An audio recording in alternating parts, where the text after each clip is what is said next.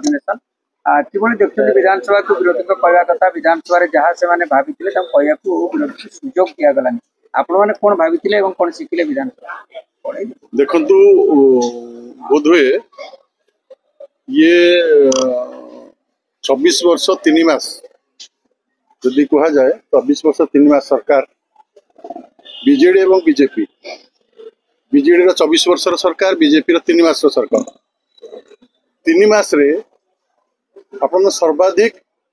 26 T कार्य दिवस रे विभिन्न विषय को लेकिन राज्यर हित पे आलोचना होती आपणकर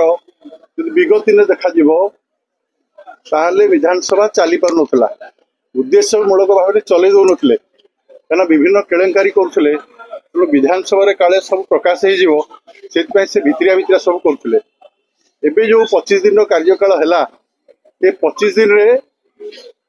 मोर तो अनुभूति जे राज्यर हित बहुत गुड़े योजना कार्यक्रम करागला से विरोधी दल भूमिका अच्छी शासक दल भूमिका अच्छी विरोधी दल को सबुठ बेसी सुजोग दिखाई आमे हाथ उठेले आमको दि जाए ना किंतु विरोधी दल सदस्य मैंने हाथ उठेले माननीय बाचस्पति दिखती जड़े महिला है जो भाव में ये 25 दिन कार्यकाल पारदर्शिता देखले यहाँ इतिहास रे विरल हम समस्त विरोध सत्वे समस्त असहयोग सत्वे तापर बाचस्पति पूरा कार्यकाल पालन कले सबुठ बड़ आश्चर्य कथा हूँ जो विरोधी दल नेता माने विभिन्न प्रसंग विषय को विधानसभा उपस्थापन करती मुलतवी नोटिस दियंती चर्चा हुए उत्तर पाइबा अपेक्षा करते नहीं हट्टगोल कर कक्षता करती ये एक राजनैतिक अभिसंधि एभलिया दूर अभिसंधि नहीं बाचस्पति महोदय को आक्षेप करवा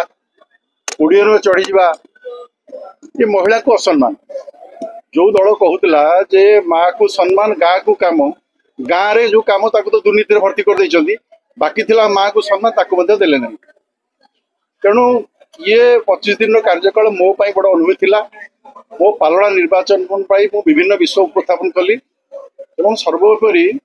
आपणकर मो माननीय मुख्यमंत्री की धन्यवाद देवी जो भली भाव में इरिगेशन प्रोजेक्ट को प्राधान्य देइछंती कृषक को प्राधान्य देइछंती जो 4टी नुआ प्रोजेक्ट तैयारी कले से समा कोई नदी उपर चकधर प्रोजेक्ट को से बजेटारी सैंक्शन कले एवं सबुठ बड़ कथा हूँ माननीय वरिष्ठ सदस्य अरुण बाबू तांको विधानसभा 24 वर्ष जो मृतंग जलसेचन प्रकल्प कर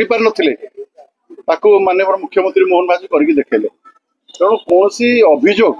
ग्रहणीय नुहे। धन्यवाद।